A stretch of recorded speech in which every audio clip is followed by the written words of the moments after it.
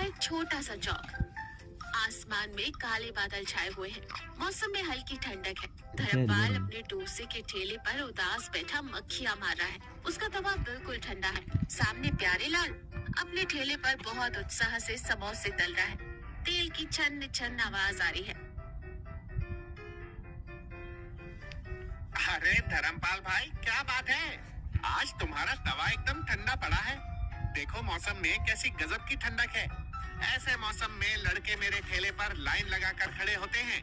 मेरे गरम गरम समोसे के अंदर का आलू मसाला जब भाप छोड़ता है ना, आहा, लोग दीवाने हो जाते हैं। तुम्हारा वो फीका सादा डोसा और नारियल की चटनी इस ठंडे मौसम में कौन खाएगा भाई? तुम अपना काम करो प्यारेलाल भाई। मेरा डोसा सादा है पर सेहत के लिए बहुत अच्छा है। इसमें तेल कम है। तुम्हारी तरह तेल में डूबे हुए समोसे खाकर लोगों का पेट खराब होगा, फिर अस्पताल भागेंगे। मेरे यहाँ खाने वालों को वो चिंता नहीं होती। अरे भाई लोग बाजार में स्वाद के लिए आते हैं, अस्पताल से बचने के लिए नहीं। तुम देखते जाओ, आज मेरे सारे समोसे 1 घंटे में बिक जाएंगे। तभी धर्मपाल की पत्नी सुशीला हाथ में एक टिफिन लेकर आती है। वो प्यारेलाल की बातें सुन लेती है।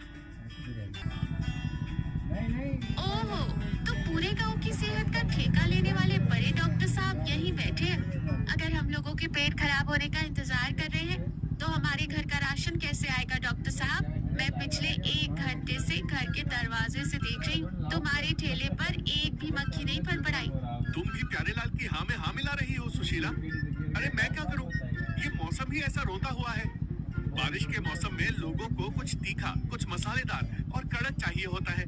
मेरे सादे डोसे को कोई नहीं पूछता। इसमें मेरी क्या गलती है? तो फिर ऐसे हाथ पर हाथ रखकर रोना बंद करो और कुछ नया सोचो। प्यारेलाल भाई बिल्कुल सही कह रहे हैं। ठंड में लोगों की जीभ सुन्न हो जाती है। उसमें जान डालने के लिए कुछ मसालेदार होना चाहिए।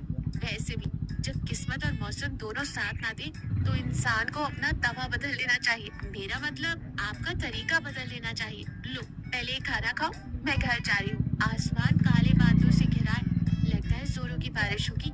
ये कहकर सुशीला चली जाती है। धर्मपाल टिफिन को और फिर अपने ठंडे तवे को मायूसी से देखता है। कुछ ही देर बाद बाजार के रास्ते पर बहुत तेज बारिश हो रही है।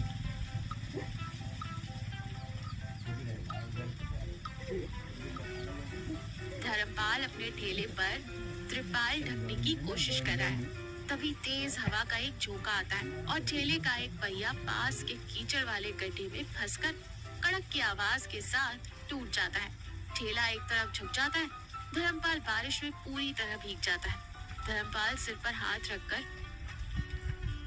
हे भगवान, मेरे साथ ही तुम्हारी क्या दुश्मनी है? एक तो ग्राहक नहीं आ रहे थे, ऊपर से तुमने ये ठेला भी तोड़ दिया। अब मैं इस टूटे ठेले को छोड़कर घर कैसे जाऊंगा? मेरी तो जिंदगी ही कीचड़ में फंस गई है। तभी पैंट ऊपर